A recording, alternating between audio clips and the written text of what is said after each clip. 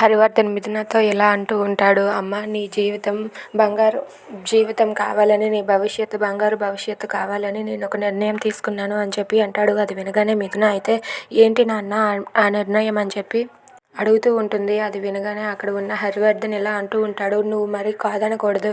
నువ్వు కాదంటే మళ్ళీ మేమందరం చాలా బాధపడతాం. నా నిర్ణయం ఏంటంటే నీతో ఆదిత్య పెళ్ళి అని చెప్పి అంటాడు. అది వినగానే అక్కడ ఉన్న మిథున ఒక్కసారిగా షాక్ అయిపోతుంది. ఏంటి నాన్న మీరు అంటున్నది అని అడుగుతూ ఉంటుంది. అవునమ్మా, ఆ రోజు పెళ్ళి ఎలా ఆగిపోయిందో మళ్ళీ ఆ పెళ్ళిని జరిపించాలని మేమంతా కలిసి నిర్ణయం తీసుకున్నామని చెప్పి అంటూ ఉంటాడు. అది విని మిథున ఒక్కసారిగా షాక్ అయ్యి అలా ఉండిపోతుంది.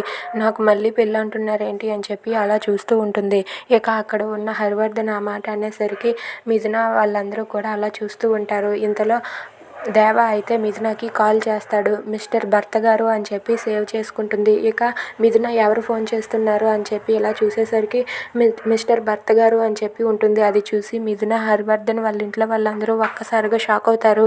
ఏంటి ఆ దేవ నా కూతురికి ఫోన్ చేయడం ఏంటి అని చెప్పి హరివర్ధన్ చాలా కోపంతో రగిలిపోతూ ఉంటాడు.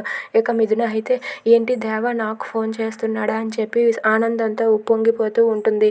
ఇక దేవ అయితే ఏంటి ఎన్నిసార్లు చేసినా ఆన్సర్ చేయదేంటి అని చెప్పి అనుకుంటూ ఉంటాడు. ఇక మిథున అయితే దేవ కాల్ చూసి ఆనందంతో ఆ ఫోన్ లిఫ్ట్ చేస్తూ ఉంటుంది.